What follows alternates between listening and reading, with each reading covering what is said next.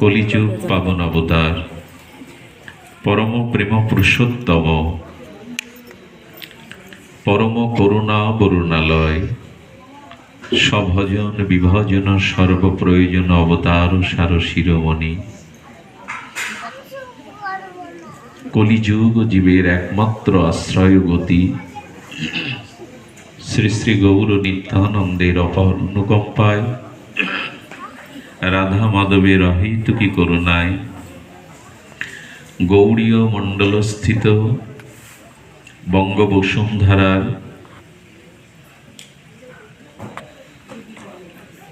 ফরিদপুরস্থিত বাগাট ঘোষপাড়া শ্রীমন্দির শ্রী অঙ্গনে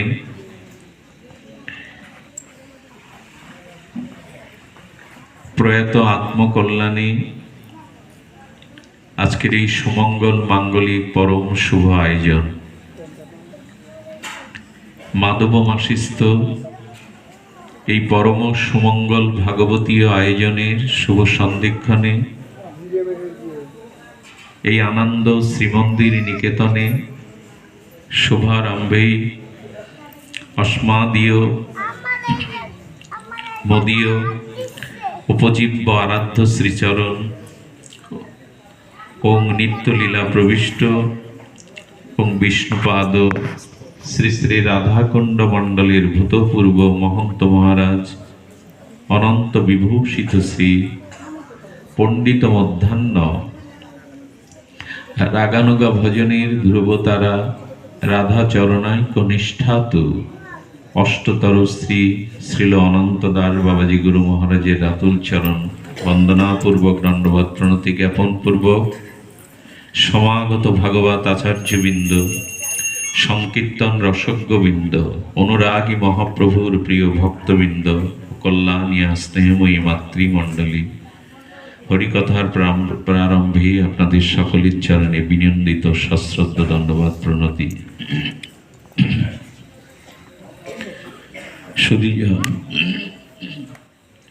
আজকের আলোচনার বা সাক্ষাৎকারের বিষয়বস্তু প্রেম তত্ত্ব। এ সম্পর্কে ছিল গুরু মহারাজের অপরোক্ষ অনুভূতি অপার করুণা সিক্ত প্রার্থনা করছি। আপনাদের এই ভূমি শ্রীল জগৎবন্ধু সুন্দরের ভূমি, এই মাটিকে বারবার প্রণাম, এই ধুলিকে বারবার শ্রীঅঙ্গে নেওয়ার জন্য প্রার্থনা করি। প্রভু সুন্দর তিনি ব্রজ প্রেম, গোপী প্রেম, রাধা প্রেমের একটি মূর্তিতে রূপান্তরিত হয়েছিলেন। 14 বৎসর ছোট্ট একটি ঘরের মধ্যে প্রভু সুন্দর করুণাময়ী কৃপাময়ী লাদিনী অধীশ্বরী রাধারানী চরণ চিন্তায় নিমগ্ন ছিলেন। এই ঘন্টা নাড়তে নিষেধ করো। 14 বৎসর রাধারানীর কমল আতুল প্রেমময়ীর চিন্তায় তিনি মগ্ন ছিলেন। 14 বৎসর ঘর থেকে বের হননি। ঘটেছিল কি জানেন? ঘটেছিল প্রভু সুন্দরের অঙ্গ থেকে, হৃদয় থেকে, অঙ্গে অঙ্গ থেকে একটা অপ্রাকৃত স্নিগ্ধ মিষ্ট গন্ধ প্রবাহ বইত। ওই ঘরের পাশ দিয়ে যারা যেত প্রতিক্ষুল তারা দাঁড়িয়ে পড়ত। এত অপ্রাকৃত মধুময় সুগন্ধ প্রবাহিত হচ্ছে কোথা থেকে? কথাটি অনেক গভীরে। যদ্যপি আমার রসে জগত সুরস, তথাপি রাধার অধর রসে করে মোর বশ। যদ্যপি আমার গন্ধে জগত সুগন্ধ। অখণ্ড অধ্যায় ভগবান শ্রীকৃষ্ণ দাবি করছেন আমার অঙ্গগন্ধেই এই জগৎ সুগন্ধ পেয়েছে। প্রেম তত্ত্বটা খুব গভীর, একটু ভেতরে প্রবেশ করতে হবে। কেন বাচ্চাগুলিকে একটু থামানো, যে খেলা করছে কি এক অদ্ভুত পরিবেশ। তার মানে গোবিন্দ বললেন, যদ্যপি আমার গন্ধে জগত সুগন্ধ। আচ্ছা, এই পৃথিবীটা গন্ধবতী পৃথিবী, শব্দস্পর্শ রূপরস গন্ধের প্রপঞ্চময় এই ধরিত্রী গন্ধবতী। গন্ধ যদি না থাকবে তো ফুলের বা কুসুমের এই সুবাসিত গন্ধ, কুসুম কোথা থেকে পেল, ফুল কোথা থেকে পেল? আচ্ছা, মাটির মধ্যেই গন্ধ আছে, গন্ধবতী পৃথিবী। তো মাটির মধ্যে গন্ধ, আপনি আমি মাটি খুঁড়ে বের করতে পারবো তো? গোলাপের গন্ধ, রজনীগন্ধার গন্ধ, হেনার গন্ধ আপনি আমি পারবো তো? আচ্ছা, মাটির মধ্যে গন্ধটা কিভাবে এলো? গন্ধটা আপনি আমি মাটি খুঁড়ে আবিষ্কার করতে পারবো না, কিন্তু পুষ্প পরাগ ছলে, পুষ্প পরাগ রেণুচ্ছলে গন্ধ মাতোয়ারা করে দেয়। বা বাতাসে সুগন্ধ মন্দ পবনে কুসুমের রেণুগুলি আমাদের গন্ধে মন মাতায়। মানে ফুলের চারাটা বা ফুলের বীজটা পুঁতে দিলে মাটি থেকে সেই সূক্ষ্ম অপ্রাকৃত গন্ধটুকু কুসুম ফুলের দ্বারা, রেণুর দ্বারা গন্ধ বাতাসে আমোদিত করে। ফুল পারবে, আপনি আমি মাটি থেকে গন্ধ আবিষ্কার করতে? এখন ফুলের কাছেই জিজ্ঞাসা করি, গন্ধ তুমি মাটি থেকে কোথায় পেলে? মাটির মধ্যেই অপ্রাকৃত কুসুম গন্ধ কোথা থেকে এলো?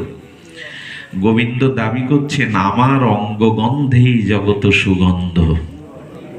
এই যত পবিত্র গন্ধ আমার অঙ্গ গন্ধ থেকেই পেয়েছে। কথাটি যথার্থ ঠিক নয়।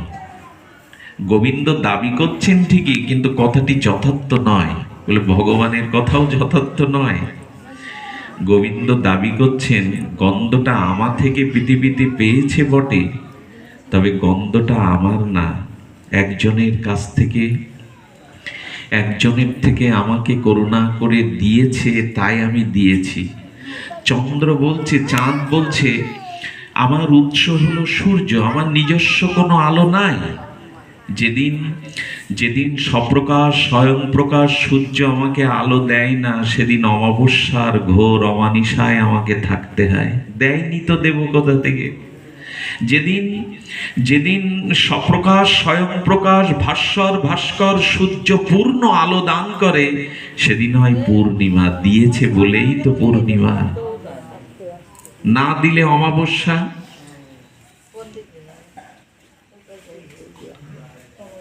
না দিলে অমাবস্যা। তার মানে গোবিন্দ দাবি করছেন, জগৎ যদ্যপি আমার গন্ধে জগত সুগন্ধ। গোবিন্দ বলছেন গন্ধটা আমার না, রাধারানী কৃপা করে আমাকে ওই গন্ধ দিয়েছেন।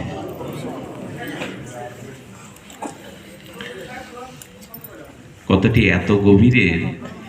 এই সুগন্ধটাই জগতের কোনো জড়ীয় পদার্থ বা তত্ত্ব নয়। করুণাময়ী রাধা ঠাকুরানী যেদিন এই বিশ্ব ব্রহ্মাণ্ডের ব্রহ্মার গড়া স্থানে রাধারানী আসেনি, ধাম তত্ত্ব অর্থাৎ বৃন্দাবন নবদ্বীপ, এটি ব্রহ্মার সৃষ্টি না, যদিও জগতের মধ্যে, যদিও এটা জগতের মধ্যে, তবে ব্রহ্মার সৃষ্টি বৃন্দাবন নবদ্বীপ আমাদের লীলাচল ভূমি নয়। তার মানে ভগবানের সন্দিনী শক্তির আধার বা আশ্রয় ধাম ভগবান অবতীর্ণ হওয়ার আগে পাঠিয়ে দেন নিত্যলোক থেকে বৃন্দাবন ধাম। ব্রহ্মার সৃষ্ট এ জগতের কিছু নয়। যদি তা না হবে, তবে 60,000 বছর ব্রহ্মা তপস্যা করে বৃন্দাবনের একটা পাথর হওয়ার প্রার্থনা কেন জানাবে গোবিন্দ চরণে? তোমার সৃষ্টি যদি হবে ব্রহ্মা, তো বলছেন, হে অনন্ত গুণনিধি, হে অপ্রাকৃত তত্ত্ব, হে অখিল রসামৃত মূর্তি, হে সচ্চিদানন্দ অখণ্ড পরতত্ত্ব ভগবান, তোমার চরণে আমার নিবেদন।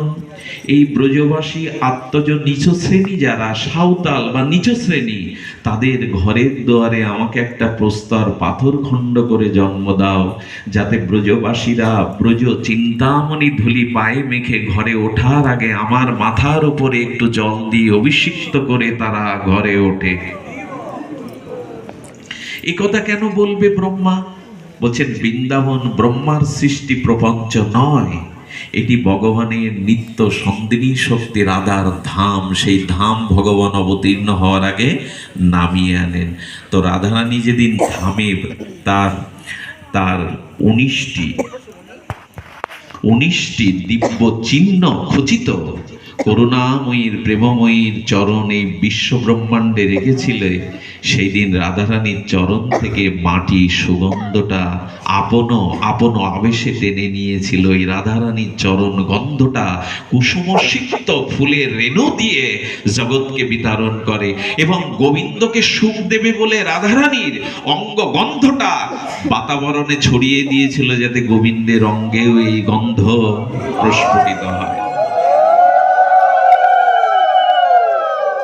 তো সেই রাধারানীর চরণ চিন্তা যিনি করবেন,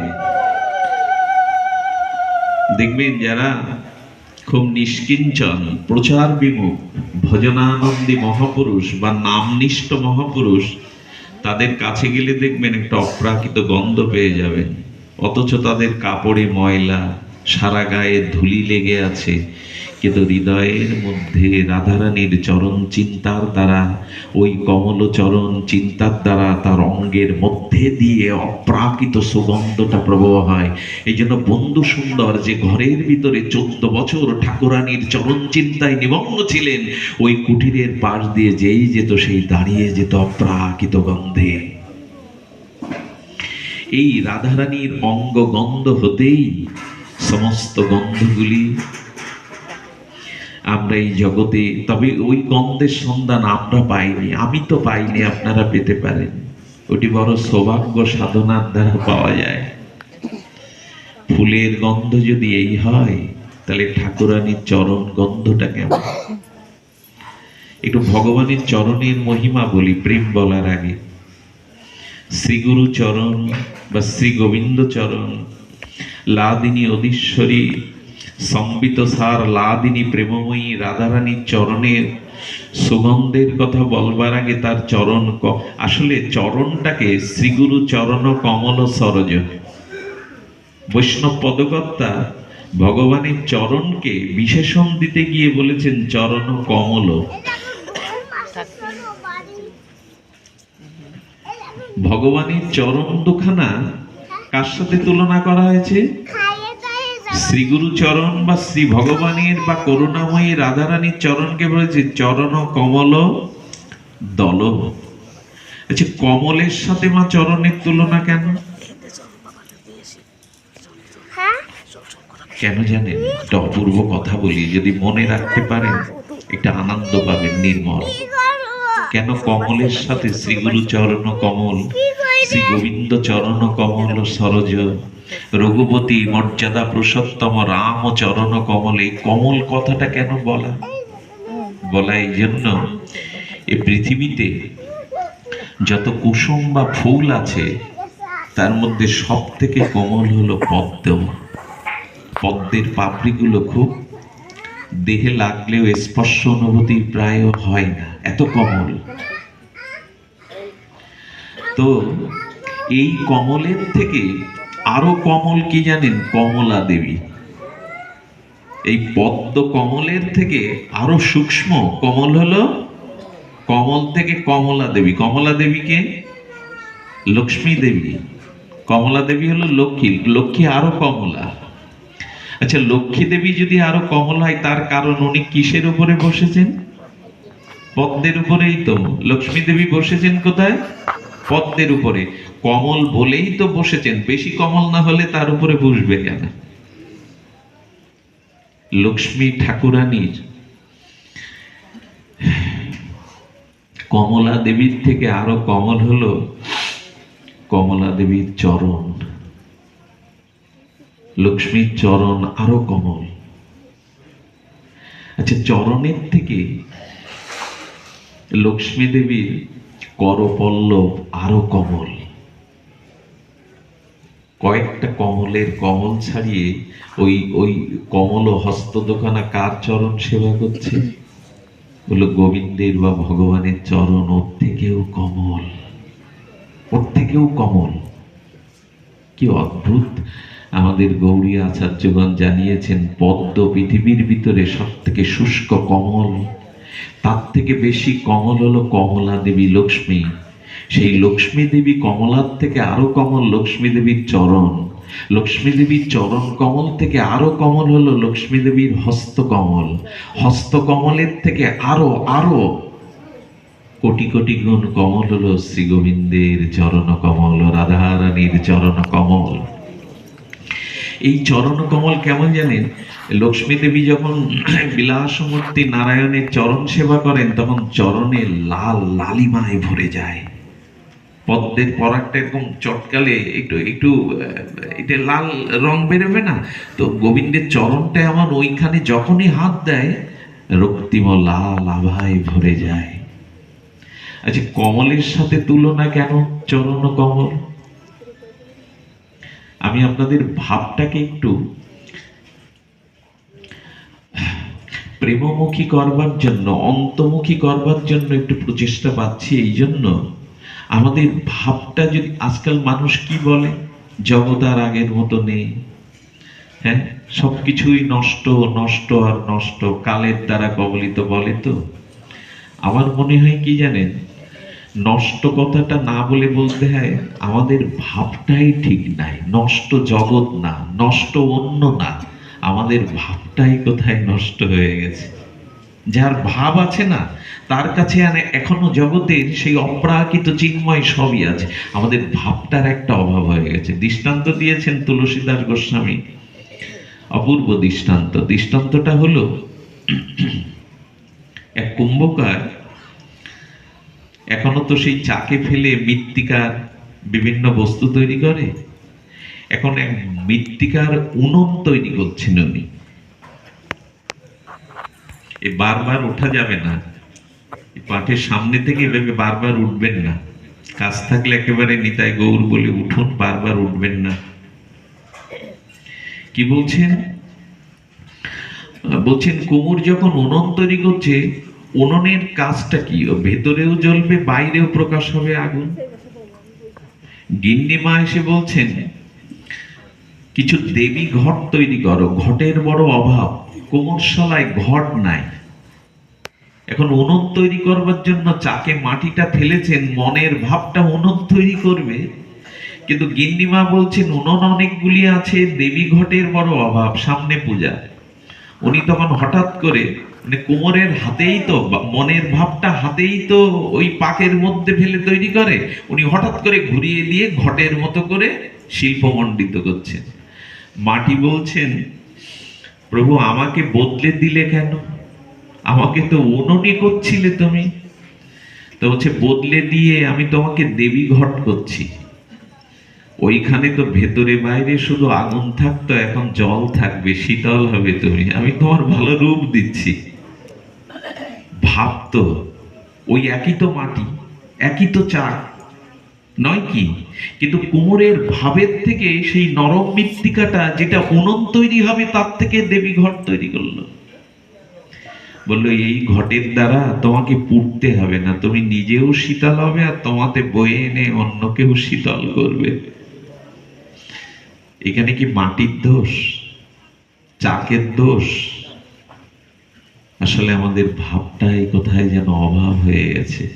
এই জগতের সব থেকে বড় পরিবর্তন হয়েছে মানুষের মনের ভাবটুকু। পরমহংসদেব রামকৃষ্ণ তার শিশু সুলভ অপ্রাকৃত কথাগুলো এত সহজ করে বলতেন। বললেন যার যেমন ভাব তার তেমনি লাভ। ছোট্ট সরল কথা, কিন্তু গভীরতা অতল স্পর্শী সাগরের মতো। আমাদের ভাবটাই কোথায় নষ্ট হয়ে গেছে। না একই মাটি দিয়ে কুমোর একভাবে উনুনও গড়াতে পারে, যা জ্বলবে, আবার দেবী ঘর তৈরি করে শীতল করতে পারে।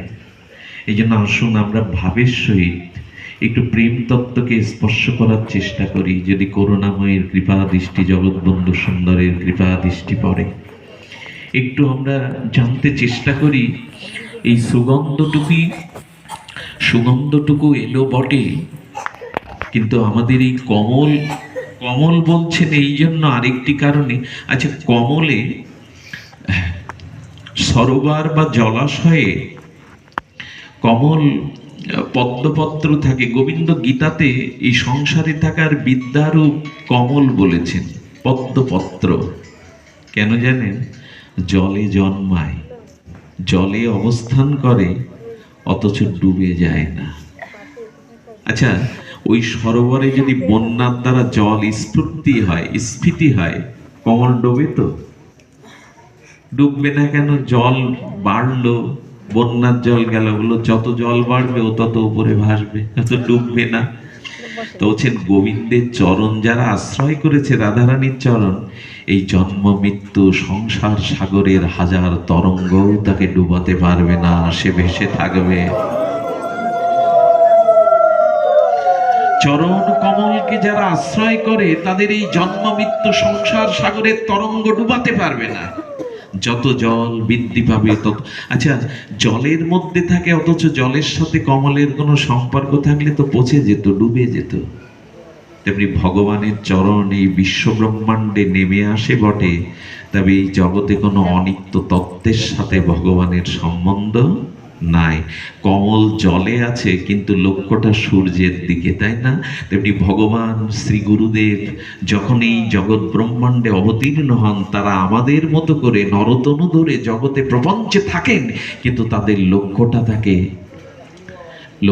থাকে মূলের দিকে। কমল যেমন সূর্য উঠলেই তো প্রকাশ হয়। আচ্ছা, আরেকটি দৃষ্টান্ত এসেছে অপূর্ব। আচ্ছা, এই কমলিনী কমল দলের সুগন্ধ সৌরভে অলিকুল ভ্রমরকুল গুঞ্জরিত রাগ রাগিনীতে গাইতে গাইতে অনেকগুলো ভ্রমর এসে বসে কিনা? বলে, নিয়ে জগতে যদি প্রেমময় আনন্দ চাও, তবে চরণ কমলে ছাড়া আর কোথাও যেও না। অনুরাগ নিয়ে ওই চরণ, ওই কমলেই যাও, ওইখানেই তোমার প্রেম তত্ত্বে ডক্টর মহানব্রত ব্রহ্মচারীজি বলছেন, জীবনের সর্বাপেক্ষা প্রয়োজন এই প্রেমের, আর এই প্রেমটা আছে চরণ কমলে, আর এই চরণ কমলে প্রেম। আচ্ছা, অলি ভ্রমরকুল ছাড়া পদ্মের থেকে মধু নিষ্কাশন আপনি আমি করতে পারবো বাবা? একটু কথা বলতে হবে, পারবো কি? পদ্মটাকে নিগড়ে এক ফোঁটা মধু বের করতে, আবিষ্কার করতে পারবেন কি বাবা? ওনাকে ওই হাতটা ছেড়ে দিয়ে বসতে বলুন, এইভাবে বসবেন না। ঘুমাচ্ছেন? ওনাকে বলছি, ঘুমায়েন না বাবা। এই ভাগবতে বসে এইভাবে বসবার নির্দেশনা ব্যাসদেবের নাই, একটু ছেড়ে দিয়ে বসুন। সামনে ঘুমাবে, অবশ্য ভগবত আসরে ঘুমালে দোষ না, ভগবত আসরে ঘুমিয়ে পড়ুন, দোষ না, তাতে আবার কিন্তু দোষ হলো স্বীকার করে না, যে ঘুমায় সে স্বীকার করে না। এক পদকর্তা পাঠ করছেন, সামনে একজন ঘুমাচ্ছেন পরিচিত, ভরতজি এরকম জিমাচ্ছেন, ভরতজি ঘুমাচ্ছেন, না না না না। আচ্ছা, পাঠ চলতে চলতে আবার ভরতজি, না না না না না, ওই না না না, ভরতজি তৃতীয়বার ভরতজি বলছেন, না একটু চোখ বন্ধ করে ধ্যানস্থ হয়ে শুনছিলাম। বলে, তাহলে আপনি শুনছেন আর সব চোখ খোলা কেউ শুনছে না? আমরা এরকম বলি, ঘুমান তাতে আপত্তি নাই তো, কিন্তু অস্বীকার করি আমরা। আচ্ছা, এরপরে কিছুক্ষণ পাঠ চলতে চলতে বলছে, ভরতজি বেঁচে আছেন? বললো, না না না না না না, ওই না বলা অভ্যাস এবার প্রমাণ করে দিল আসলেই উনি ঘুমাচ্ছেন। ভরতজি, না না না না, চারবার পর পরে বলতে গিয়েছে, ভরতজি বেঁচে আছেন? বললো, না না না, বেঁচে নেই। না না বলে গেল। এরকম হওয়া উচিত নয় পাঠে। একটু নিদ্রাকে চোখ বন্ধ করে ভগবান শিবের মতো আমরা পারবো না। শাস্ত্রে বলেছে, পেছন দিকে হেলান দিয়ে বসলে অলসতা আসে, সামনে ঝুঁকলে নিদ্রা আসে। এগুলো আমাদের দেহ বিজ্ঞানীরা বলেছেন। যেন ভাগবতে যথাসম্ভব জেগে থাকুন। তুলসীদাস গোস্বামী একটা দোহায় অপূর্ব কথা বলেছেন, সোতে সোতে কিয়া করো ভাই, উঠো জাগো ভজ মোরার, এই সাদি নায়গা লম্বা পা নাহি পসার। আজ ঘুমাচ্ছ কেন? একদিন এমন ঘুম আসবে যেদিন আর এপাশ ওপাশ করতে পারবে না, পাটা ভাঁজ করে শুতে হবে। ওই দিন ঘুমিও, আজ হরি কথা শোনো, জাগো ওঠো, হরি কথা শ্রবণ করো। চরণ কমলে একমাত্র মধুকর গুঞ্জরিত অলিকুল, অনুরাগ গুঞ্জরিত হয়ে যখন বসে তখন কমলের কমলদলের সুগন্ধ মধুপান করতে পারে। ওগো, অনুরাগ নিয়ে তবে চরণ কমলে যাও, শক্ত হাত দিয়ে নিগড়ালে মধু পাবে না। ভ্রমরের মতো গুঞ্জত রাগ রাগিনীতে ওর মধ্যে বস নির্মল হয়ে। আহারে, তুমি যদি হৃদয়ে শ্রদ্ধা প্রেম ভাবনা নিয়ে চরণ কমলে যাও, পাবে না পদ্মমধু। কে পাবে? নিগড়ে ভ্রমরের মতো যাও। আর যদি ওই চরণ কমলে কখনো সমর্পিত হও, ওই চরণ, আপনাদের শব্দযন্ত্রগুলো একটু নিয়ন্ত্রণ করে রাখুন। বলছেন যে ওই চরণ কমলে যদি কেউ বসো, তাহলে কিভাবে বসতে হবে? কথাটি এসে যায় অপূর্ব তত্ত্ব কথা। গোবিন্দের চরণ কমল কেন, রাধারানীর চরণ কমল কেন? কি অদ্ভুত এখানে একটা দৃষ্টান্ত দিয়েছেন। দৃষ্টান্তটা হলো, আচ্ছা, কালো ভ্রমরের দন্ত শক্তির সাথে আপনাদের পরিচয় আছে নিশ্চয়।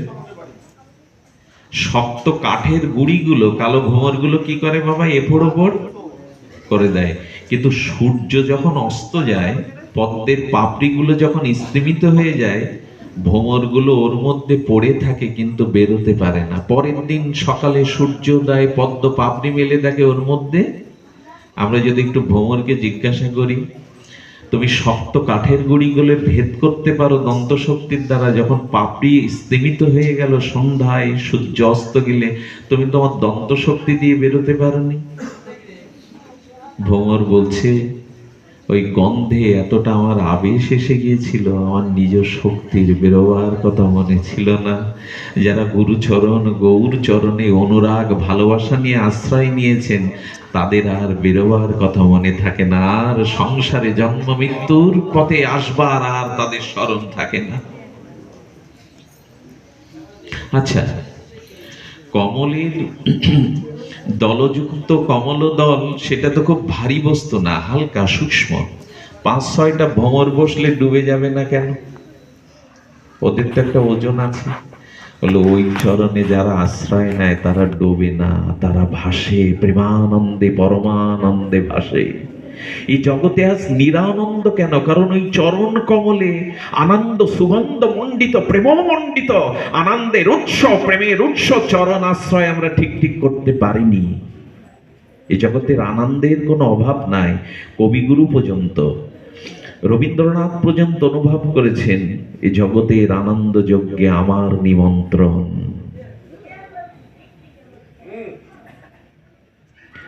আমরা আসলে ভ্রমর হয়ে, মানে একটু প্রেম নিয়ে ভাব নিয়ে ওই চরণে যেতে, ওইখানে যদি বসতাম, আর কোথাও যাওয়ার জন্য মন, এই জন্ম মৃত্যু চক্রে আর মন যেত না। এই জন্য চরণ, ওই চরণ যদি আশ্রয় করেন, 5-7টা ভ্রমর বসলেও কিন্তু তাকে ভাসি, নিজেও ডুববে না। তো রাধারানীর চরণ যারা আশ্রয় করেছেন তারা নিজেও ডুববে না, আর যারা চরণে আশ্রয় করেছে কমলে, তাদেরও ভাসিয়ে রাখবে প্রেমানন্দে ঠাকুরানী, তাদের ডুবতে দেবে না। এই জন্য চরণ কমল দল সরসে আমাদের একটু আকুতি চাই, প্রণতি চাই। এবার একটু প্রেম তত্ত্বটা সামান্য ছিল গুরু মহারাজের আস্বাদিত প্রসাদী অনুকম্পা, একটু আস্বাদন করব। এই প্রেমটা জগতের সম্পদ নয়, জগতে ভালোবাসা বা প্রেম নাই। এখন তো ছোট মাঝারি পরিচ্ছিন্ন ভালোবাসা ছড়াছড়ি সারা জগতে, তাই না? এখন তো ছোটখাটো পরিচ্ছিন্ন মাঝারি ভালোবাসায় জগৎ ভাসছে। আচার্য বললেন জগতে ভালোবাসা নাই। প্রেম শব্দটাই জগতের নরনারী পিতা মাতা পুত্র কন্যা এদের ভিতরে প্রেমের সম্বন্ধ নাই। এটা মর্মান্তিক তত্ত্ব এখানে এনেছেন। এই জন্য সাধক রামপ্রসাদ তার ভজন অনুভূতিতে তিনি একটা কথা বহু আগে বলে গেছেন, কথাটা শুনেছি বটে, অনুভব করিনি। পৃথিবীর কেউ ভালো তো বাসে না, এ পৃথিবী ভালোবাসিতে। কথাটা পৃথিবীতে এমন কোনো দার্শনিক তৈরি নেই কথার উপরে কলম দেবে। কবিগুরু বলছেন পৃথিবীতে ভাঙা বাসা আছে, ভালোবাসা নেই, যা ভেঙে যায়। যাদের সাথে আমাদের সম্বন্ধ আছে না, স্ত্রী পুত্র পিতা মাতা স্বজন নিজের দেহ, দেহকে কে না ভালোবাসে? তো এই সম্বন্ধগুলোকে বলা হয়েছে অনিত্য। অনিত্য মানে যা চিরস্থায়ী নয়। অনিত্য শব্দের অর্থ হলো যা চিরস্থায়ী নয়। অনিত্য শব্দের আরেকটা ব্যুৎপত্তিগত অর্থ হলো যার উৎপত্তি আছে, যা ক্ষণকাল স্থিতি হয়, আর যা অত্যান্তিক প্রলয় বা ধ্বংস হয় তাকে বলে অনিত্য। বোঝা গেল কি? আর একটু শুনি। বটের বিরাট মহিরুই যে বটের বীজটা, এই বীজটা মাটিতে তো পাখি খেয়ে পতিত করলো। ওই বীজ আকারে একদিন মহিরু বট গাছে পত্র পল্লবে রূপান্তরিত হলো, আবার 200 বছর পরে মরেও গেল শুকিয়ে। উৎপত্তি, স্থিতি আর প্রলয়। অনিত্যটা আরেকটু বোঝায় না, এই জগতের যত সম্বন্ধ তার ভিতরে দুটো অভিশাপ আছে। এই জন্য এটাকে প্রেম বলা যাবে না।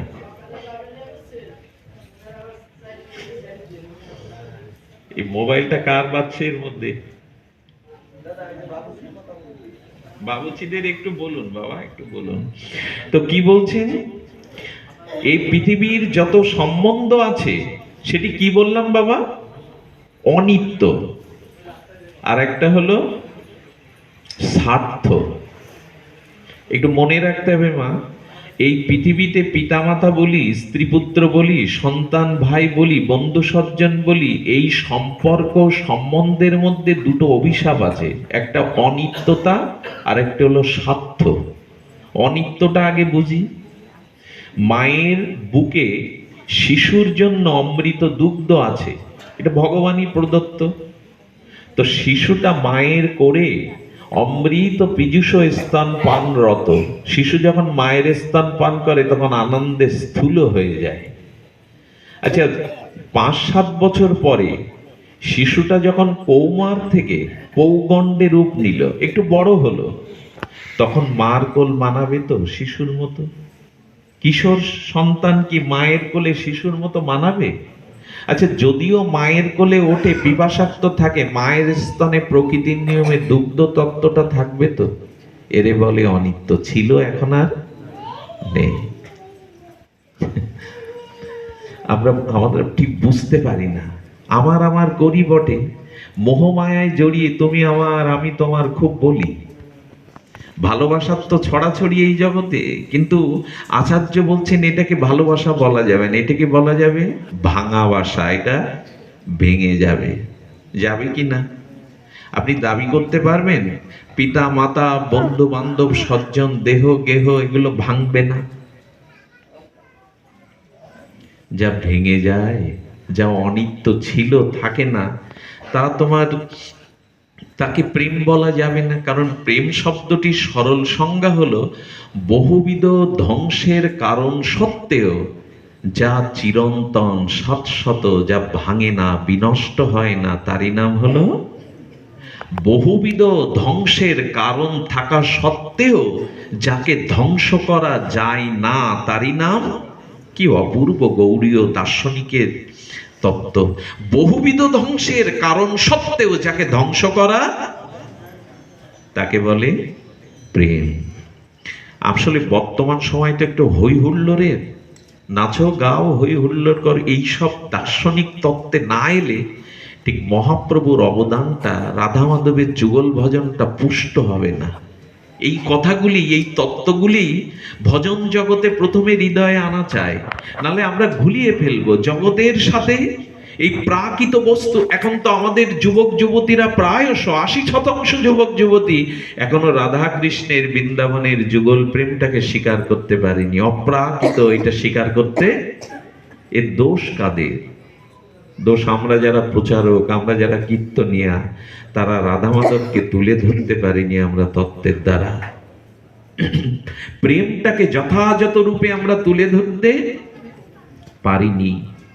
এই জন্য বলছেন এটা অনিত্য। অনিত্যটা আর একটা সংজ্ঞা আপনাদের একটু জানাই। অনিত্যটা হলো আজকে বা কাল প্রভাতে দর্পণের সামনে দাঁড়াবেন। দর্পণ মানে আয়না। এখন তো সবার ড্রেসিং টেবিল ঘরে ছোট আয়না নাই, তো আয়নার সামনে দাঁড়িয়ে ডান হাত দেখালে কি হাত দেখা যাবে? কারণ আমি তো আমাকেই দেখছি, আমার বিম্ব, মানে দেহকে বলে বিম্ব, আমার বিম্বের প্রতিবিম্বটাই তো আয়নার মধ্যে দেখছি। আমি ডান হাত দেখালে ও বাম হাত দেখা যাবে। ঠিক তেমনি বলছে জগতের সম্বন্ধটা কামের, এর বিপরীতটাই হলো প্রেম। জগতের যত সম্বন্ধ এটা কামনা বা কামের, এর বিপরীত যেটা, কামের বিপরীত যেটা, সেটাই হলো প্রেম। এই জন্য ওখানে ডান হাত দেখালে বাম হাত দেখায়। আরেকটা মজার কি জানেন? কাম কখনো আপনি পূর্ণতা দিতে পারবেন না, প্রেমেতেই আছে পূর্ণতা। দৃষ্টান্ত দেই। আচ্ছা, দর্পণের মধ্যবর্তী বিম্বের প্রতিবিম্ব, শব্দগুলি এরকমই কঠিন। দর্পণের মধ্যে বিম্বের প্রতিবিম্ব মানে আমি যে আমার ছায়াটা দেখছি, আমি তো আমাকেই দেখছি মা। আচ্ছা, দর্পণের মধ্যে যার কানটা আছে, কোন সুন্দরী রমণী দর্পণের সামনে দাঁড়িয়েছে, তার কানটাও তো দেখা যাচ্ছে, ওইখানে অলংকার পরানো যাবে তো? আয়নার মধ্যে যে সুন্দরী রমণীর কর্ণ আছে, কর্ণদুল পরানো যাবে? কেন? তুমি দেখছো, তোমাকে পরানো যাবে না কেন? আচ্ছা, ওর মুখ আছে, খাদ্য দেওয়া যাবে? সেই খাদ্যটা ঠেসে আয়নার মধ্যে দিলে ওর পুষ্টি হবে তো? ক্ষুধা নিবৃত্তি হবে? বলেন কামের কখনো, এই জন্য গোবিন্দ বলেন কামাম দুষ্পরণীয়, অর্থাৎ কামকে কখনো পূর্ণতা দেওয়া যায় না। পূর্ণতা আছে প্রেমে। এইটুকু না বুঝলে কিন্তু ধর্ম জগতে, ধর্ম মানে হই হুল্লোড়ের জিনিস না, উচ্ছ্বাসের জিনিস না। ধর্ম হলো তাই যাকে ধারণ করলে আত্মস্খলন, আত্মপতন, আত্মার স্খলন, আত্মার পতন, কোনোদিনই তোমার কোনো পতন হবে না, এরই নাম হলো ধর্ম। তা কি হয় এখন? ধর্মের নামে আমরা যা শুরু করেছি, সাধারণ জনগণ ধর্ম বলতে যা বোঝে, আমাদের আচার্য বলেছেন আদৌ তা না। আমরা দেব দেবী, পূজা পার্বণ, ধর্ম অনুষ্ঠান সামনে রেখে আমাদের সুখ ভোগ বাসনায় মেতে উঠি। এটা একাধারে প্রেম নয়, কাম। এটা ধর্ম নয়। ধর্মের নামে নিজের আনন্দ, স্ফূর্তি, উৎসব, এইগুলির বাতাবরণ। যদি বলেন আনন্দ প্রয়োজন না, উৎসব প্রয়োজন না, উৎসবের প্রয়োজন, মিলনের প্রয়োজন, আনন্দের প্রয়োজন, কিন্তু হৃদয়ে যদি প্রেমানন্দ না থাকে, ভগবত অনুভূতির আনন্দ না থাকে, তাহলে বাইরের আনন্দ বেশিক্ষণ আপনাকে আনন্দিত করতে পারবে না। আপনার জরা মরণ, মৃত্যু, অভিশাপ, কর্মফল, এর থেকে মুক্তি দিতে পারবে না। এই জন্য ধর্ম মানে তাই যা আশ্রয় করলে আর কোনোদিন আপনার পতন হবে না। সেই ধর্মই হলো প্রেম ধর্ম।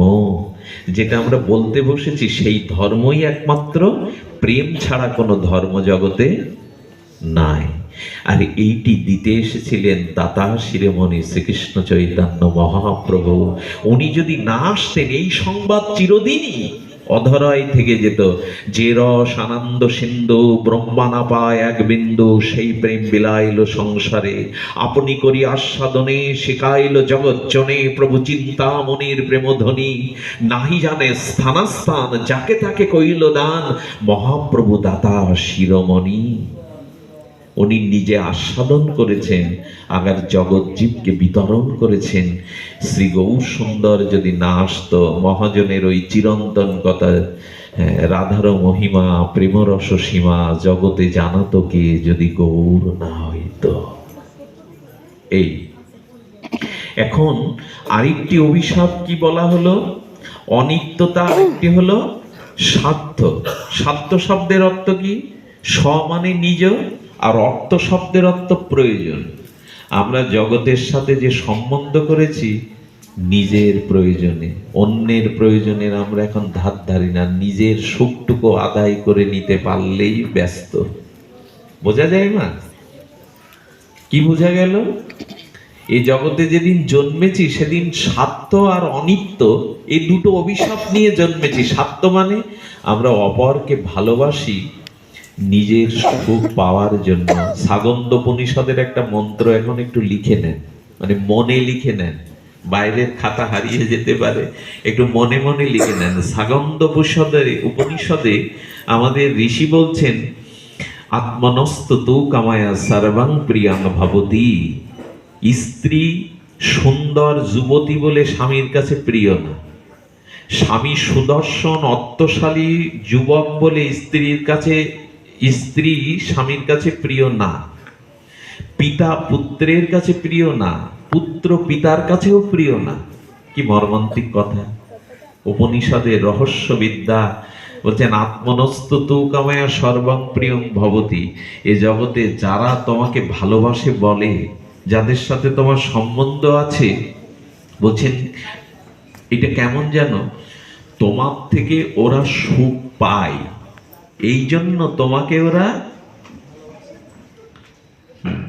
কথাটি বললে আমাদের গায়ে খুব লাগবে। বলছেন এই জগতের সম্বন্ধটা হলো, যে বস্তু থেকে জগতের কোনো লোক সুখ আদায় করে নিতে পারে, পেতে পারে, সেই বস্তুর প্রয়োজন ততদিন।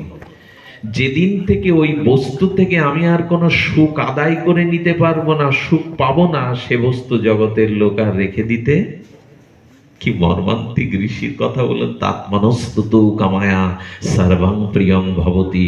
বলে সুন্দরী যুবতী স্ত্রী, তাকে স্বামী ভালোবাসছে না, তাকে ভালোবাসছে না, তার থেকে সুখ পায়, সুখটা আদায় করে, এই জন্য সে তার প্রিয়। প্যারালাইসিস হয়ে মুখ দিয়ে লালা ঝরলে, মলমূত্র ত্যাগ করে বারান্দায় পড়ে থাকলে ভালোবাসার ঠেলা তখন বোঝা যাবে। যুবতীই তো আছে।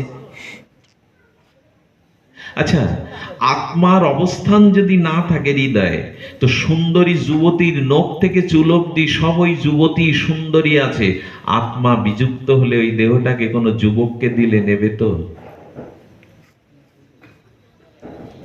তাহলে আচ্ছা, আমি যদি এখন মারা যায়, আমার স্ত্রীকে বলেন আজকের রাতটুকু তার অন্ত্যেষ্টিক্রিয়ার জন্য যথেষ্ট নয়, আগামীকাল প্রভাতে ওকে অন্ত্যেষ্টিক্রিয়ায় সব যাত্রায় নিয়ে যাব, তোমার ঘরে তোমার খাটে এতদিন তো ছিল, তোমার খুব প্রিয় স্বামী, ওকে রেখে দাও, সকালে নিয়ে যাব। খাটে রাখবে তো? নখ থেকে চুল অবধি আমি তো সেই বস্তু, আমি তো তার স্বামী, রাখবে না কেন? বললেন ওই শরীর থেকে এখন আর কোনো সুখের আশা। কি মর্মান্তিক সত্য কথা, কিন্তু আমরা বুঝতে পারছি না।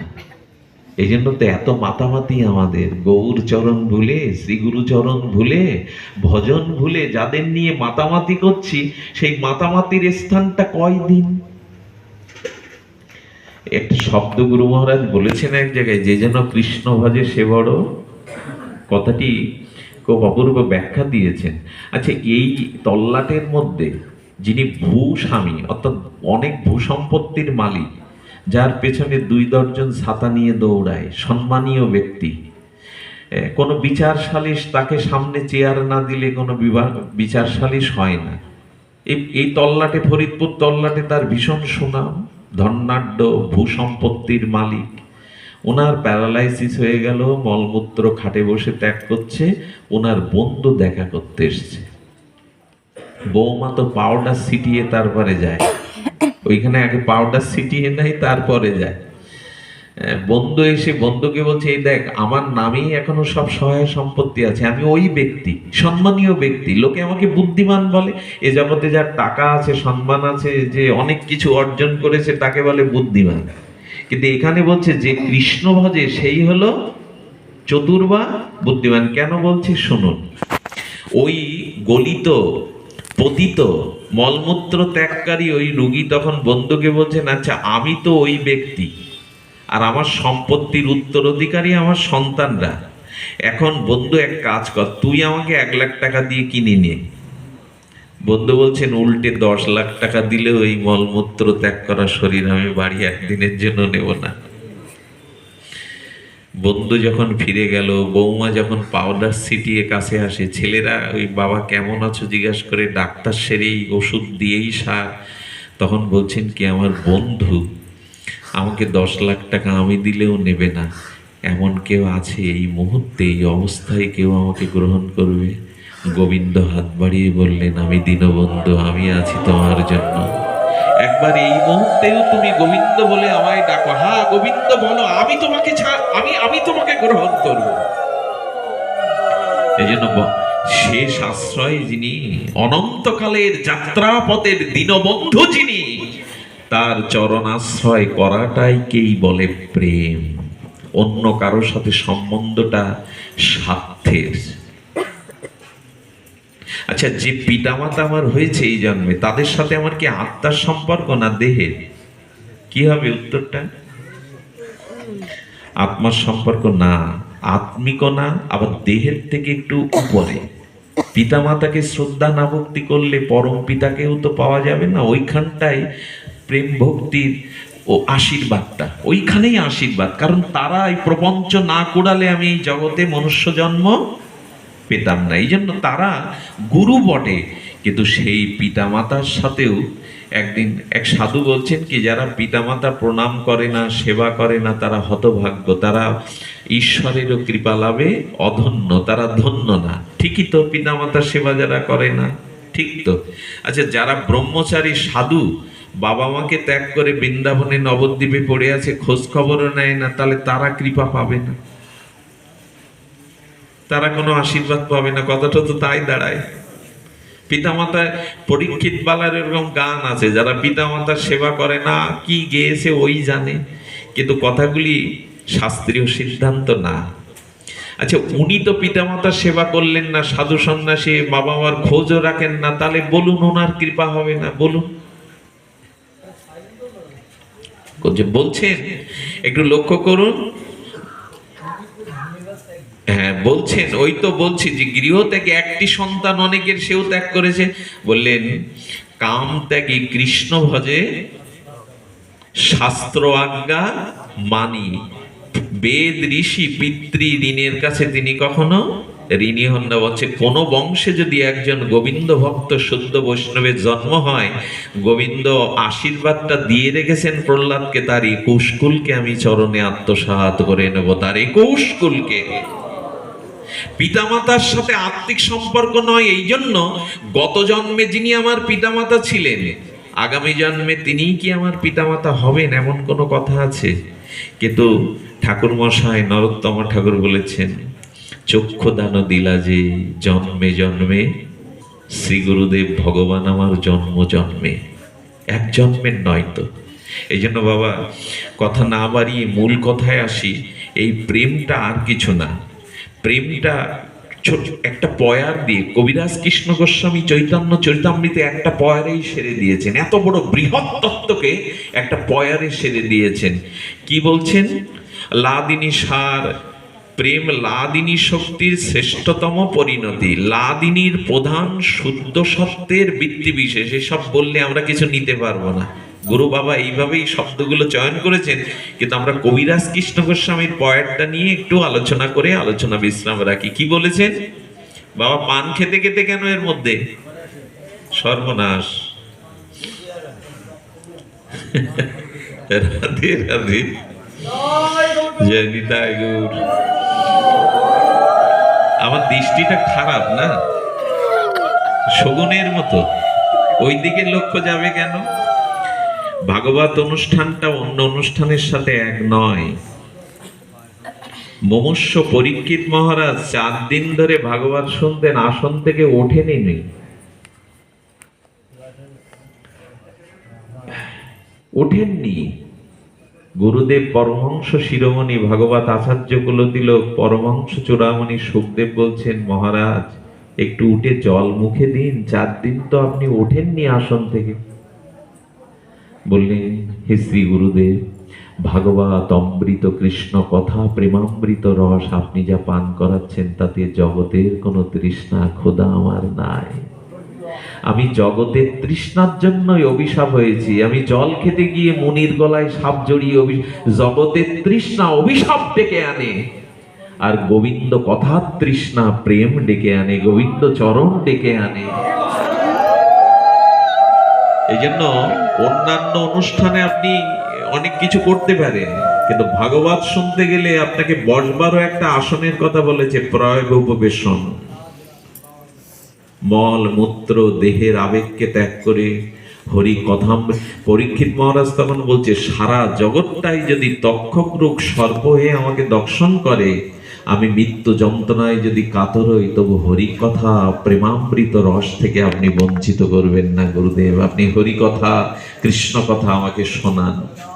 এই জন্য শ্রবণ করতে গেলে কিছুটা পরীক্ষিতের ভূমিকায় আসতে হবে এখানে, নাহলে কিছু পাওয়া যাবে না।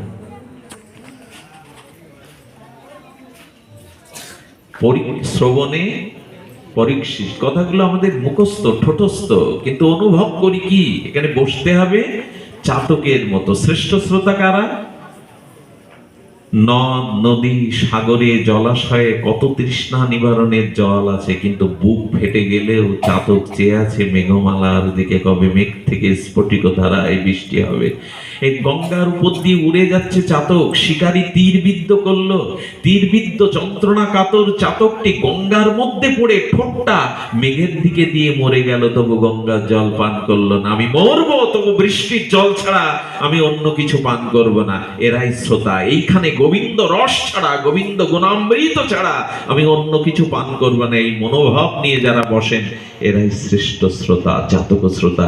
এই শ্রোতা যেখানে যত বেশি থাকে, ভাগবতের মুখ থেকে ভাগবত স্বয়ং প্রকাশ হয়ে তাদের প্রেমানন্দ দান করে। এই জন্য মহাপ্রভু বলেছেন, ভাগবত যেখানে সেখানে খুলে বসো না, ভাগবত পড়ো গিয়ে বৈষ্ণবের স্থানে। তাই তো বাবা, সিদ্ধান্ত তো তাই। আসুন আমরা একটু এগিয়ে যাই। কাম প্রেমের কথা বলতে গিয়ে বলছেন, কাম প্রেম দোহাকার বিভিন্ন লক্ষণ, লোহ আর হেম জৈসে স্বরূপে বিলক্ষণ।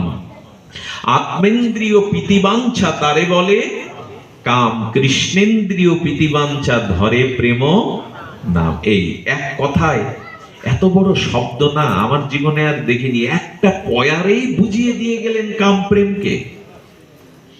বলছেন জড়ীয় ভালোবাসা, যা জীবের পারস্পরিক যে প্রীতি, এটা আত্মেন্দ্রিয় প্রীতিবাঞ্ছা, একে প্রেম বলা যাবে না, একে বলে প্রেম। আর কি বলেছেন, লোহার সোনার মতো। প্রেমটা হলো স্বর্ণ উজ্জ্বলকৃত সুবর্ণ, আর কামটা হলো লোহা। হ্যাঁ, কামটা হলো পুঁতি দুর্গন্ধময় নরক দুর্গন্ধ, আর প্রেম হলো স্বর্গের পারিজাত পুষ্পের পুষ্প কাননের সুগন্ধ। কামটা হলো অন্ধকার অমানিসা, ঘোর অমানিসার অন্ধকার। প্রেমটা হলো উজ্জ্বল উন্নত চন্দ্র আলোক। প্রেম মানুষকে ওপরে ওঠায়, কাম মানুষকে ডোবায়। এই নিজের সুখের যা কিছু চেষ্টা তাকে বলে কাম। এই জন্য নিজ সুখবাঞ্ছা পরিহার করে কেউ যদি গোবিন্দের সুখের চেষ্টা মাত্র করে, তাকে বলে প্রেম। নিজের আত্মেন্দ্রিয় প্রীতি ভোগের বাসনার জন্য, সসুখ বাসনার জন্য যে চেষ্টা, তাকে বলে। কথাটা কি করে বোঝায় নিজেও তো বুঝিনি, একটু কৃপা করুন। আচ্ছা, একটা গোলাপ ফুলের বাগানে প্রস্ফুটিত শিশির সিক্ত গোলাপ ফুটেছে। দুজন যুবক বাগানে প্রবেশ করলো। একই গোলাপের গাছ থেকে একই বিন্দু দুটো গোলাপ ফুটেছে, লাল গোলাপ। একটা গোলাপ তুলে সে তার প্রেয়সী প্রণয়িনী স্ত্রীর চুলের খোপায় গুজে দিল। কেমন দেখাচ্ছে দেখো তো তোমার। প্রণয়িনীও কিছু স্তুতি বাক্য, ভালোবাসার বাক্য, এত ভালোবাসো আমাকে, এতটা হৃদয়ে রেখেছো বলল। আচ্ছা, ওই একই বাগানে একই গাছ থেকে আর একটা যুবক ফুলটা তুলে পাপড়িগুলো অগুরু চন্দন চর্চিত করে রাধারানীর চরণে দিয়ে দিল। একটা হলো কাম, একই বাগান, দুইজনই যুবক, একই কাজ, একজন খোপায় দিয়ে দিল স্ত্রীর, আর একজন রাধারানীর চরণে দিয়ে দিল। অর্থাৎ নিজের সুখের জন্য, ভোগের জন্য আমাদের যা আয়োজন, একে বলে কাম, অর্থে অর্থাৎ কামনা। কামনা, এই জন্য কামটা কেমন জানেন? কামটা হলো দেয়ালের মতো, আর প্রেমটা হলো দরজার মতো। একটা কথা মনে পড়লো, খুব মার্মিক কথা, কথাটি খুব আনন্দদায়ক।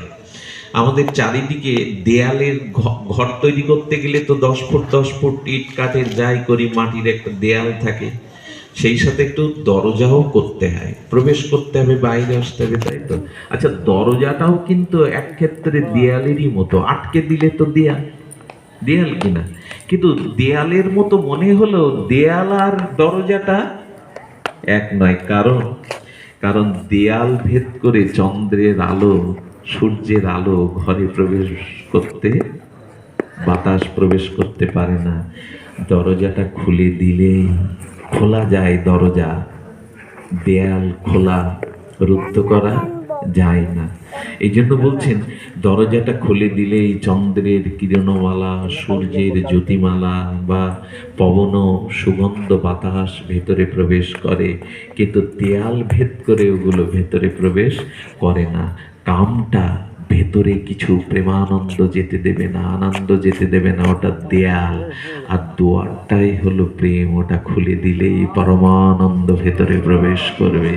এই জন্য শিখেরা, শিখ ধর্মের মানুষরা তাদের সর্বশ্রেষ্ঠ উপাসনাকে বলে গুরু দুয়ার। দুয়ার মানে ওইখানের দরজা খোলা পাবে, প্রেমের আলোর আনন্দের দরজা।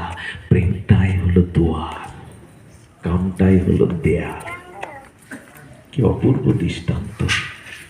এই জন্য এবার দুয়ার খুলুন, একটু হৃদয়ের দুয়ার খুলে ভেতরে আলো বাতাস প্রবেশের জন্য খুলে দিন, আর হৃদয় সিংহাসনে বসান। শ্রীধাম বৃন্দাবন যুগল ভজন ধন। এই যুগল ভজনকেই, নিতাই গৌরের প্রেম ধর্মকেই হৃদয়ে বসান। এই হৃদয়ে বসানোর জন্যই এত কথার অবতারণা। ভাগবতের সারাৎসার হলো প্রীতি, প্রেমের, নিষ্কিঞ্চন প্রেমে রাধা মাধবের সেবা করা। এইটুকু, এই সেবায় যদি কেউ ব্রতী হতে পারেন, বিশেষ করে ঠাকুরানী রাধারানীর, কারণ শ্রীধাম বৃন্দাবন তো প্রেমময় চিন্তামণি ভূমি, এখানে রাধারানীরই মহিমা। আপনাদের একটু জানাই, এই রাধা তত্ত্ব, এই রাধা তত্ত্বই হলো আমাদের প্রেমের শিরোমণি। রাধারানীর প্রেম, গোবিন্দ বলছেন, আমা থেকে জগতে গুণী বড় অসম্ভব। ভগবানের একটা অভিমান, আমা থেকে গুণী বড় জগতে, কি বললেন কৃষ্ণ? কৃষ্ণ স্বয়ং ভগবান, তার একটা অভিমান তো থাকতেই পারে, তিনি সকল কিছুর কুলমালিক। বক্তারাং যজ্ঞ তপস্যাং সর্বলোক মহেশ্বরাম। তিনি তো বলছেন আমা হতে গুণী বড় জগতে অসম্ভব। গোবিন্দ বলছেন আমার থেকে গুণিয়ে জগতে অসম্ভব। কিন্তু গোবিন্দ পরেক্ষণে হেসে বলছেন, একলি রাধাতে তাহা করি অনুভব। আমার থেকে গুণী যদি কেউ থাকে, সে হলো রাধা ঠাকুরানী। আহারে, গোবিন্দ স্বয়ং মুখে বলছেন, হ্যাঁ, আমা হতে যার হয় শত শত গুণ। আচ্ছা, গোবিন্দের মনকে হরণ করবে? উনিই তো সকলকে আকর্ষণ করেন। কৃষ্ণ নামের অর্থ হলো সর্বজীবকে যিনি, উনাকে কে আকর্ষণ করবে? গোবিন্দ বলছেন আমা হতে গুণী বড় জগতে অসম্ভব, একলি রাধাতে তাহা করি অনুভব। আর কি বলছেন? আমা হতে যার হয় শত শত গুণ, তার গুণে হরে মোর মন। তার মানে এখানে বলা হলো যে না, তার গুণে হরে মোর মন। অর্থাৎ গোবিন্দের মনোহরণকারিণী হলেন রাধা ঠাকুরানী। সেই রাধা ঠাকুরানী আর কেহ না, কৃষ্ণ প্রেমের বিগলিত মূর্তি, কৃষ্ণ প্রেমের পূর্ণ পূর্ণিমা। কৃষ্ণ প্রেমটাই রাধা। রাধাকে আবার আলাদা কিছু ভেবে বসবেন না। রাধা কৃষ্ণ এক আত্মা দুই দেহধরী। তার মানে কোন একটা সোনার দলা তো সোনা মূল্যবান, কিন্তু ওইটা কোনো স্ত্রীর কাছে যদি কোনো স্বামী দিয়ে দেয়, তোমার জন্য দুবরি সোনা আনলাম, সোনাটা পেয়ে স্ত্রী উন্নত ধাতু দামি জিনিস পেয়ে সোনা পেয়ে কে না খুশি হয়, কিন্তু যদি বলতে স্বর্ণকারের কাছ থেকে একটু নেকলেস করে যদি আনতে, ও সোনার দলা তো আলমারির মধ্যেই রেখে দিতে হবে গোপন কুটিরে, ওইটা যদি একটু নেকলেস করে আনতে তাহলে আমি গলে পড়তে পারতাম। তো কৃষ্ণ প্রেমটা সোনা, ওই সোনাটা যখন প্রেমের ছাসে গলিয়ে অলংকার করা হলো তখনই তার নাম হলো রাধা। কৃষ্ণ প্রেমটাই যখন অলংকার রূপ নিল, একটা অদ্ভুত প্রেমমূর্তি রূপ নিল, তার নাম রাধা। আচ্ছা, দুধটা অম্লযোগে দই হয়ে যায়। আমি শুনলাম এখানে নাকি দইয়ের খুব প্রশংসা, আমাকে একটু দিয়েন যাওয়ার সময়। আমি শুনলাম এখানে নাকি দইয়ের খুব প্রশংসা, আমি জানতাম না, আমাদের ধনঞ্জয় প্রভু বলছে আমাকে, ভালো হলো। তো দুধটা অম্লযোগে কি হয়, দই হয়ে যায়। যখন দুধ পান করি তখন কি দই পান করি, আর যখন দই পান করি তখন কি দুধ পান করি, অথচ দুধ থেকেই তো গোবিন্দ যদি দুধ তত্ত্ব হবে, রাধারানীর দই মাখন ঘি। এই জন্য রাধারানীর চরণাশ্রয়, রাধারানীর চরণাশ্রয় যে করে সে মহাশয়। ঠাকুর মশাই বলেছেন না, বৃন্দাবনে গিয়ে তুলসীদাস বলছে জয় সিয়ারাম জয় সিয়ারাম, আর ব্রজবাসীরা সব বলছে জয় রাধে জয় রাধে শ্রী রাধে শ্রী রাধে। বলছে আমি তো সীতারাম সীতারাম বলছি, তোমরা রাধে শ্যাম বলো। বলে শ্যাম বলার দরকার এখানে নাই, এখানে রাধে বললে শ্যাম যতটা আনন্দ পাবে, রাধে শ্যাম বললে শ্যাম অতটা আনন্দ পাবে না। এই জন্য যারা ব্রজে যায় বলে কোথায় ছিলেন, রাধা কুণ্ডে। শ্যাম কুণ্ডে ছিলাম এই কথা কেউ বলে না, রাধা কুণ্ডে। এই জন্য বলছেন রাধে ছাড়া শ্যাম আর্ধেক, ও আর্ধেককে আমরা চাই না। ব্রজবাসীরা বলে আমি আর্ধেককে চাই না। রাধা রানী হলেন ব্রজেশ্বরী, রাধারানী প্রেমেশ্বরী, লাদিনী অধীশ্বরী। এই জন্য গোবিন্দও যার শ্রীচরণ প্রার্থনা শুধু করেন না, চরণ সেবার জন্য লালায়িত। স্বয়ং ভগবানও যে চরণ পদ্ম লালায়িত। কেমন জানেন, রাধারানী চলেছে ব্রজের চিন্তামণির ধুলার উপর দিয়ে, গোবিন্দ তো সবসময় চরণ পায় না, সেই চরণ ধুলিতে গোবিন্দ চুম্বন করছেন, ধুলায় মেখে গড়াগড়ি দিচ্ছেন সেই ধুলিতে। স্বয়ং গোবিন্দ সেই চরণ ধুলিতে গড়াগড়ি দিচ্ছেন। কারণ কারণ আচ্ছা, মহাপ্রভু তো মাগলেন, ভক্ত স্বরূপ মহাপ্রভু ধুলায় গড়াগড়ি দিলেন না। মহাপ্রভু দিলেন কেন? কারণ ভক্ত চরণ ধুলিতেই আছে প্রেম।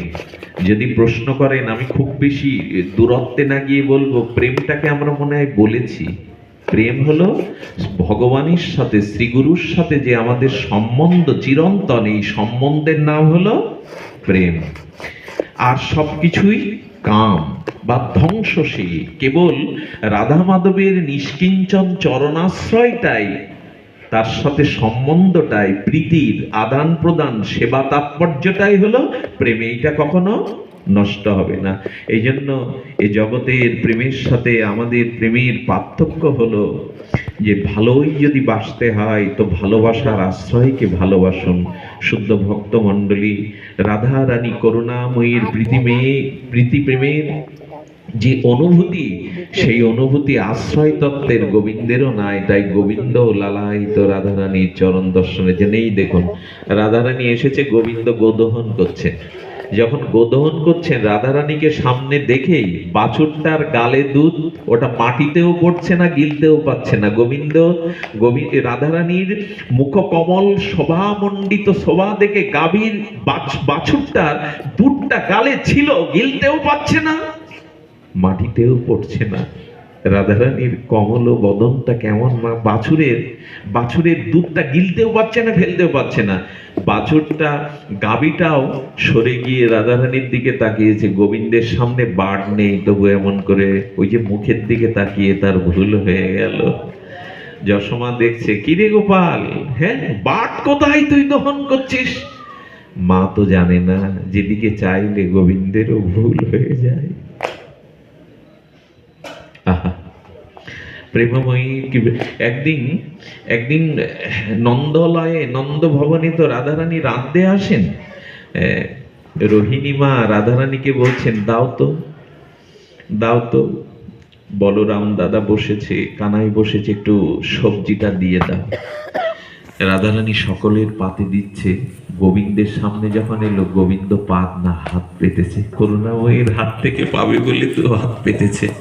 যশোদা মা দেখলেন পাতে দিলে খেতে চায় না গোপাল আমার, এখন দেখি হাত পাচ্ছে, হাতে দেওয়ার সাথে সাথে চেটে চেটে গোবিন্দ এটা পাচ্ছেন। এই হলো আমার প্রেমময়ী প্রেম ভাবনা। কথাটি বলতে চাচ্ছিলাম না, তবু হৃদয়ে চলে এলো। গোবিন্দ একদিন কুঞ্জ দুয়ারে উপস্থিত, নিশীতে কুঞ্জ দুয়ারে গোবিন্দ উপস্থিত। দুয়ারে দাঁড়িয়ে সখীবৃন্দ, সখীদেরকে গোবিন্দ বলছেন, প্রেমময়ীর কুঞ্জ দুয়ারের ভিতরে প্রবেশের একটু অনুমতি চাইছি। প্রভু, তুমিও অনুমতি চাইছো? রাধারানী ইশারা করে ললিতাকে বললেন, আসবার আসবার আদেশ দিলাম, ওকে ভেতরে আসতে বলো। জগৎগুরু শ্রীকৃষ্ণকেও দুয়ারে দাঁড়াতে হয়, প্রেমের মহিমা এমন। গোবিন্দ যখন ভেতরে প্রবেশ করেছে, তখন বিশাখা ঠাকুরানীর প্রেমময়ীর চরণে রক্তিম আলতা পরাচ্ছিলেন। বিশাখার দিকে তাকিয়ে গোবিন্দ বলছেন, এই সেবার সুযোগটা আমায় দেবে, আমাকে দাও না একটু ওই সুযোগটা। শ্রী গোবিন্দ আলতাটা হাতে নিয়ে, তুলিটা হাতে নিয়ে যখন চরণে দিতে যাবে, হাতটা কাঁপছে। ঠিক জায়গা মতো চরণের পার্শ্বদেশ দিয়ে তো আলতা সিঙ্গার করতে হয়, ওই চরণের পাশে না গিয়ে চরণের মাঝখানে বারবার আলতাগুলো টোপ পড়ে যাচ্ছে। যখন পড়ে যাচ্ছে, রাধারানী বলছেন, ও সেবার অযোগ্য, ও সেবা বোঝে না, ওর কাছ থেকে কেড়ে নে। বিশাখা ললিতা বলছে, শ্যাম, আলতাটুকু কেন পরাতে পারছো না? হাত কাঁপছে কেন তোমার? ললিতা, হে বিশাখা, ওই চরণের দিকে আমার নয়ন যাওয়ার সাথে সাথে প্রেমাশ্রুতে আমার নয়ন ঢেকে গেছে জলে, আমি চরণ দেখতে পাচ্ছি না। ওই চরণ দুখানা জলে ঝাপসা হয়ে গেছে, আমি চরণটা দর্শন করতে পারছি না। চরণ দেখার সাথে অষ্ট সাত্ত্বিক বিকারের মতো গোবিন্দের হাতটা কাঁপছে। সে চরণের মহিমা কেমন! স্বয়ং অখণ্ড পরতত্ত্ব প্রেমময়ের যদি এই দশা হয়, কাঁপছে। ললিতা বলছেন, রাধে, এতটা সকর একটু পড়াবার সুযোগ দে। গোবিন্দ পারলেন না, নিজের নামটা রাধারানীর চরণে লিখে দিলেন, ধারে লিখে দিলেন। হ্যাঁ, শ্যাম নামটা লিখে দিলেন। রাধারানী বলছেন, চরণের ধারে লিখলে কেন? বলল, তোমার প্রেমের কাছে, তোমার চরণের কাছে আমি ঋণী হয়ে গেলাম। ধার মানে তো ঋণ। তবে তবে যদি করুণা করো, এই চরণের রেণুতে আমি এই রায় ঋণ, তোমার ঋণ শোধের জন্য চেষ্টা করব। গৌর অবতারে সেই রায় ঋণ পরিশোধ করতে এসেছিলেন, ওই চরণে ঋণ হয়ে গেলেন শ্যামসুন্দর। চরণ দোখানা একটু ধরবার অনুমতি দিলেন। করপল্লবে যখন চরণ দোখানা দিয়েছেন, চরণ পেলে তো অভিষেক করতে হয় মা। গোবিন্দের বাইরের জল লাগছে না, চোখের জলে ঠাকুরানী চরণ দোখানা ধুয়ে অভিষেক করে দিচ্ছেন। গোবিন্দ চরণ দোখানা অভিষেক করতে করতে প্রেমাবিষ্ট হয়ে বুকের মধ্যে জড়িয়ে ধরেছেন আপন হৃদয়ে। গোবিন্দ হৃদয়ে ধরার পরে বলছেন, হ্যাঁ, একটি বাঞ্ছা আমার অনেক দিন হতে। কবি জয়দেব ওটা দেখে ফেলেছিল। দেহি পদপল্লব মোদর। ঠাকুরানীর চরণ দোখানা মস্তকে ধারণ করে গোবিন্দ ধন্যাতি ধন্য হয়ে জগতে তার চিরবাঞ্ছা ইনি পূর্ণিত করলেন। রাধারানীর চরণ কমল দল মস্তকে শিরসি ধরলেন। সরখরডমণ্ডলং দেহি পদবল্ল মৌদরাম।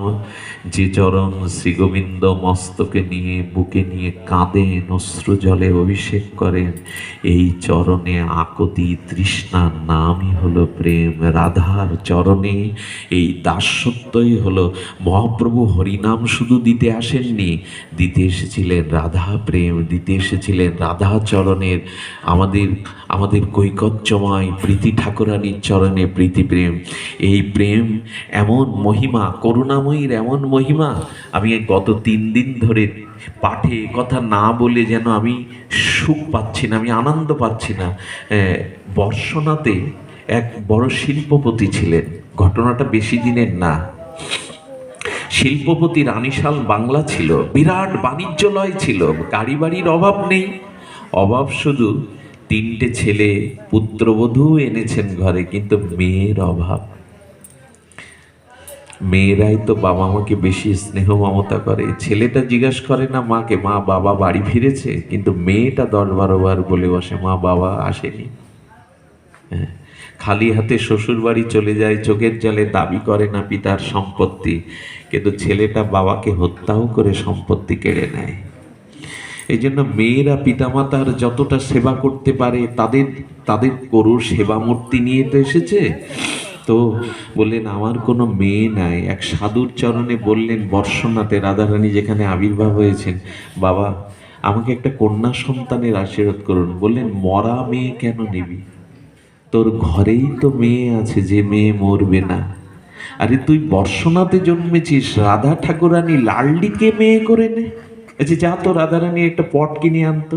রাধারানীর পটটা অভিষেক করে প্রাণ প্রতিষ্ঠা করে বললো যা ঘরে নিয়ে ভোগ লাগা, পূজা আরতি কর, আজ থেকে রাধারানী তোর মেয়ে। বিশ্বাস করে ঘরে নিয়ে এলেন, সিংহাসন করলেন, ভোগ আরতি চলতে থাকলো। যাওয়ার সময় বলে মা যাচ্ছি, লালি যাচ্ছি দোকানে। মেয়ের মতো করে ভালোবাসতে লাগলো। কিছুদিন বাদে হয় কি, বৃন্দাবনের মায়েরা, ব্রজবাসী মায়েরা চুড়ি পরতে খুব ভালোবাসে। কেউ 2 হাত ভরা চুড়ি, কাচের চুড়ি বেশি করে, রেশমি কাচের চুড়ি।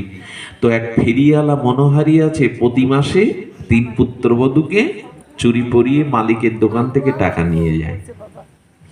আজকে 3 পুত্রবধূ এক এক করে, ব্রজবাসীরা ঘোমটাটা বুকের ওপর দেয়, মুখ দেখা যায় না। তো এসে 3 বৌমা এক এক করে চুরি পরে গেল। রাধারানী মনে মনে বলছেন আমিও তো এই ঘরের মেয়ে, আমায় যে ভালোবাসে আমি তো ভালোবাসা তাকে ফিরিয়ে দেই। আমি ভালোবাসার বন্ধনে তাকে চিরদিনের মতো আমার চরণে আবদ্ধ করি। রাধারানী মেয়ে রূপ ধরে রুনুঝুনু নূপুর পায়ে এসে বলছেন মনোহারীকে আমাকে পরিয়ে দাও। হাতটা দেখেই চমকিত হয়েছে মনোহারী। কারো হাত এত সুন্দর হতে পারে, কারো হাত এত কোমল হতে পারে।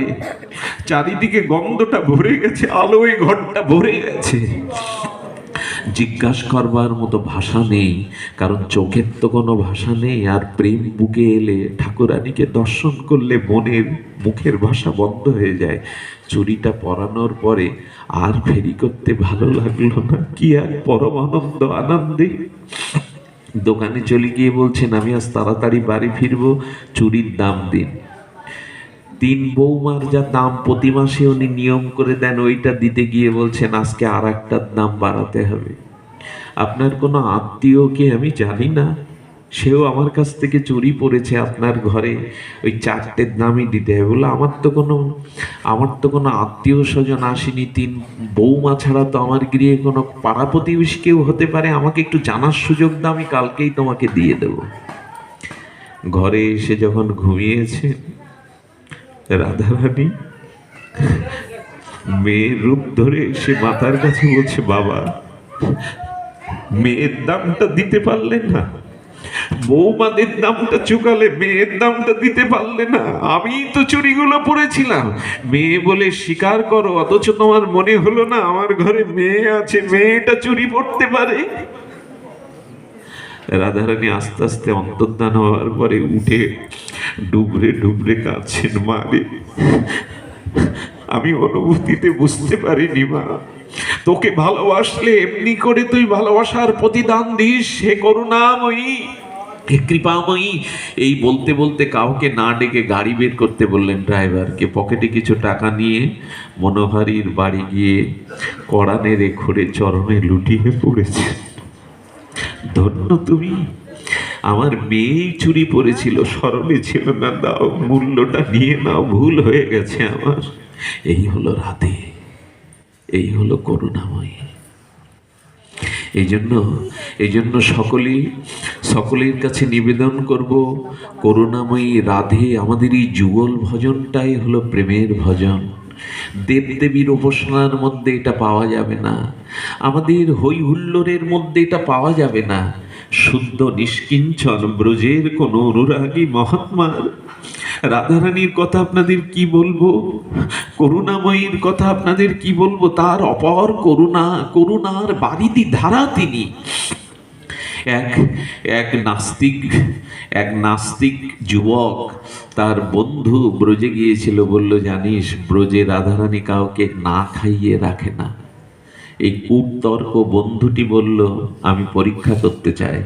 বৃন্দাবনে গিয়ে এক রুম ভাড়া করে তালাবদ্ধ করে পড়ে রয়েছে সারাদিন, দেখি না খেলে রাধারানী কি করে খাওয়ায়। দরজা বন্ধ করে রাত 10টা যখন বাজছে, বললেন বৃন্দাবনে সব 9টায় ঘুমিয়ে পড়ে, আর কেউ আসবে না। এক মন্দিরের সিদ্ধ বাবা, রাধারানীর একান্ত দাস, তিনি ঘুমিয়ে পড়লে রাধারানী স্বপ্নে বলছেন, ওঠো বাবা, ওঠো। আমার এই ব্রজভূমি এক যুবক না খেয়ে পড়ে রয়েছে ঘরে, আমার কলঙ্ক হবে, তুমি ওঠো। এটা কোনো মিথ্যা কথা নয়, এটা গল্প উপন্যাস নয়। করুণাময়ী রাধে বলছেন, ওঠো। বললেন, ঠাকুরানী, প্রসাদ তো সব বিতরণ করা হয়েছিল, ওর জন্য আমি আলাদা পারস রেখে দিয়েছি, যাও মাথায় করে অমুক স্থানে আছে, ওকে দিয়ে এসো। এমন করুণা কারো আছে মা? যুবকটা তো কখনো রাধারানীকে ডাকেনি, ভজন করেনি, তার হৃদয়ে তো প্রেম বলে কিছু নাই, আছে অবিশ্বাস, অভাব। বাবাজি তার নয়নে জল, বললেন, এমন ভাগ্যবান কে প্রসাদের থালাটা মাথায় নিয়ে রাধারানীর ঠিকানায় চলে গিয়ে কড়া নাড়ছে। কে গো ভাগ্যবান, দোয়ার খোলো। দোয়ার খোলার পরে বলছেন, আমি না, রাধারানী তোমার প্রসাদ পাঠিয়ে দিয়েছে, গ্রহণ করো। যুবকটি পাথরের মতো দাঁড়িয়ে বলছেন, আমি যে এর মধ্যে আপনাকে কে বললো? বললো, ঠাকুরানী নিজেই আমাকে পাঠিয়েছে, তোমার কাছে গ্রহণ করো। আর ফিরে আসেনি, জানেন, ছেলেটার আর ফেরা হয়নি, ছেলেটা আর ফিরে আসেনি। এত করুণা যার, এত কৃপা যার, তাকে ছেড়ে আর আসেনি। এই জন্য